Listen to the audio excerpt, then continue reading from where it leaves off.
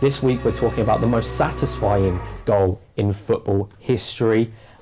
Ashley, do you want to start? Yeah, but I'm going to be that one that lists off a couple and then eventually decides on what he's going to go for. I wanted to go for Jack Wilshere's goal against Norwich. It is my most satisfying goal originally, but I've changed my mind now. Yeah, because like if I give you a reason. I wanted to go, I'll get there. I wanted to go Lacazette against Everton, the one I saw in the stadium, don't know if you're aware. Stankovic against Bayern Munich, Townsend against Man City has got his history on this podcast. But I've gone for John McGinn's volley against Sheffield Wednesday. Are we all aware of this? Yes. We all know the one. It's just stunning. The way he just positions his body, left-footed, off the crossbar volley from outside the box, is stunning. I don't think it gets beaten. Isaac, you sort of had a little... Yeah. We've heard yours already. Yeah, it's Jack Wilshere against Norwich because obviously he tried to book it in the group chat. I told him I already booked it when I had a conversation with him 3 days prior. They live with each other. He forgets that advantage. I do get an advantage when he hosts and when I host, but for me, I wasn't in the stadium, unfortunately, for Jack Wilshere against Norwich. I wasn't, but I was watching it on telly, and as goals go, it's probably like the perfect move. One touch from the halfway line, it's just boom, boom, boom. The heel flicks as well, the touches that are made are difficult in itself. But also the finish, he's not even running, he's not even shot. It's like he's come in his stride and the keeper can't move. And, as it's satisfying just because of how helpless, I know it's Norwich, but but still, it's just like the perfect move, like what it looks like. It's incredible. Who have you gone with? I'll list a few as well. I'll go with the ones I've been in the stadium for. So Ronaldinho's toe punt against Chelsea in 2005 was the Stamford Bridge on that day. One of the most iconic goals, and one of those goals that next day at the park, everybody's trying. Yeah. No one could do it. An incredible goal. Ramirez's goal in the Champions League semi-final again against Barcelona at Camp Nou. I was there in the gods, and it was at our end as well, and it was absolutely incredible. The Frank Lampard through ball and the Ramirez chip the goal that gave us hope, and we held on for the second half and beat the best team in the world in their backyard and went on to win the Champions League. One of my favourite goals ever. Marco Essien, 2006 December, Chelsea on a 51 game unbeaten run at Stamford Bridge against Arsenal to salvage a 1-1 draw. We didn't win the league that season, but that was one of the most iconic goals in my time as supporting Chelsea, especially he's Ghanaian, he's one of my favourite Chelsea players. But the goal I'm going for is the first goal that really transcended football when I was growing up. It's 2002, Zinedine Zidane's volley against Bayer Leverkusen in the Champions League final. Ball comes in from the left, from Roberto Carlos, it's lofted in, it's not the best ball in the world. Edge of the box and into Zidane on his weak foot volley, top corner. One of the most iconic goals ever. I can't even it hurts my groin thinking about getting my leg that high. That sealed Real Madrid winning that game and winning their 9th ever Champions League. And it took Real Madrid 12 years to win a Champions League after that. So really embedded in history, that goal, and scored by one of the best players of all time. So that's my satisfying goal ever. For me, I have gone for one in the 2018 World Cup round of 16, Benjamin Pavard's volley against Argentina. I think just the way he hits it and the way the ball moves, I wouldn't say it's like sort of slow motion, but the way it moves, it catches the air. Yeah, it's just so lovely the way he hits it and the way it goes into the back of the net, and the knee slide as well. I think is absolutely perfect. So it just rounds it off. Can I throw in one honourable mention? It's for a goal score for your lot. Aaron Ramsey. I can't remember who it was against. It's European football. It's Galatasaray. Was it Galatasaray? What was it? Not? It's like leaning back and it flies in the most unnatural angle. I've never seen a goal like that in my life. I can't remember who it was against, but that was one of the most satisfying goals. That was Galatasaray away, and I was so annoyed when it didn't even get nominated for Puskas that year. That's unbelievable. That is unreal. I've already noticed the pattern a little bit, right? So just quick, understand the concept of this. So we're debating whose is the best, right? So there's a pattern here, and someone has got the old one out. Yeah. Yours is a volley. Yours is a volley. Mine's a volley. Why is a passing team goal more satisfying than a volley? Why did you want to go with my pick in the first place? You've got no footstep. But I think the fact that it's satisfying because in football we're trying to pass, we're trying to beat your opponent playing football. And a volley is a freak of nature. It's one player just completely, breaking the rules and going shot from 30 yards and going to get a goal in.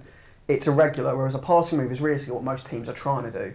And the fact that it's like the perfect move, it's such a tight space and it's always the right position. It's like clockwork, like most of the way it works. And it's peak Wenger ball realistically. But John McGinn's comes off the crossbar. Oh, Here's the thing. You're telling me if Jack Wilshere at the end absolutely blasts it. It would have been that much nicer if it came off the crossbar. Yeah. I'm not going to lie. I think the move is just nice because he passes it into a net, which I'd argue is as satisfying. So I sort of think it's how you define satisfying, because do you define a strike that's really powerful that comes off the crossbar as satisfying? It's accurate, it's powerful. I mean, actually, if we want to talk it's about it, not. technically mine is a volley. Technically. Okay, actually, yeah, fair enough. It doesn't blast it. Yeah, you're right. But if anything, it's a bad touch if you want to have a criticism. So we've reached one conclusion: volleys are the most satisfying goal. Yeah. Oh yeah. It takes so much skill, to time it and to just hit. Yeah. I mean, yeah, exactly, yeah.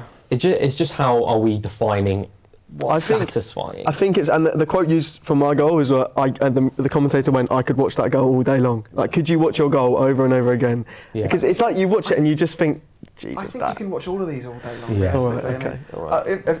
If I'm going to talk about Pavards realistically, I'll say it on the podcast because I say it to you in person.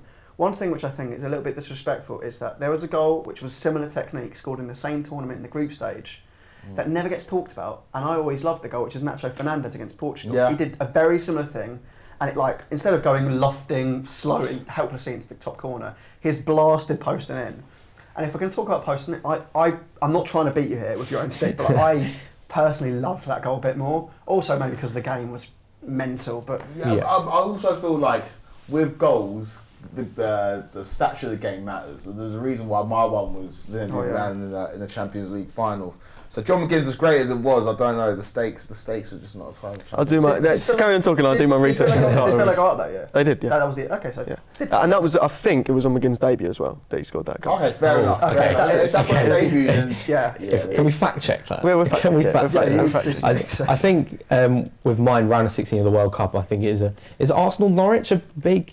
Well, at the time, it put us top of the table, and that season we were top more than anyone else. did you go on to win it? Or? City. It was Gerrard slip that year. That irritated me that you asked me. So- At the end of the day, mine realistically means the least because we got fourth that year. But Are we taking it down to a moment? Because I don't think so. 'Cause it's it's talking about the actual goal itself. Like when you've played football, if you connect with a ball properly, you just think that's it's a nice feeling, and that's what the goal's like. Yeah, but then, okay, so I get your points are very, very valid, but let's look at the players we're talking about. You're talking about John McGinn, you're talking about Pavard, you're talking about Jack Wilshere. I don't want to disrespect Jack Wilshere.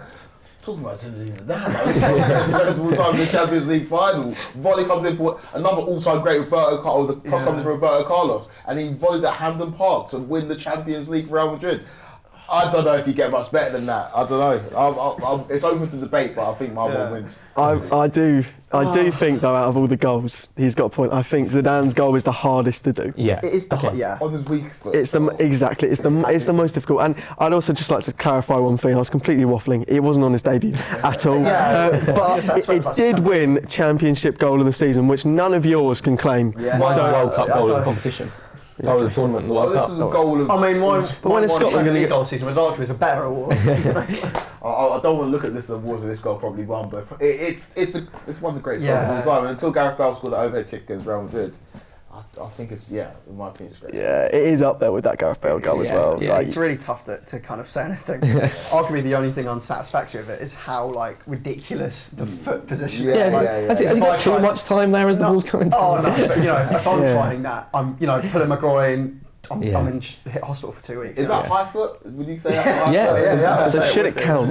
Should it count? Should it count? But If he was challenged, he would have got a booking. well, it's 2002, so that's not. But it's really hard to debate that. Yeah, no, I agree. To be fair, I think I agree.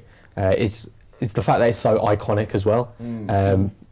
For a Champions League goal, I can't disagree. I can't lie. Yeah, I'm signing with Quake. He's won. I mean, it's a bit annoying. It's the only goal here, which we've said, which actually I wasn't alive when it happened. Yeah. So, Making me feel so old. I Making me feel so old. I was 8 years old, and literally next day we're trying to practice that goal. It was Could you pull it off? Nah, because ball comes in, and bear in mind we're 8, so my mate's throwing it in, and then I'm trying to do it on my right foot, and it's just. I think it's such an unnatural goal because the ball comes in from the left-hand side, but he takes it on his left. It's just bizarre. beauty, man. It's just an unbelievable goal by an unbelievable player, one of my favourite players of all time. So we've come to our conclusion. Let us know what you think. Which goal is the most satisfying goal? But for us, it's that Zidane goal.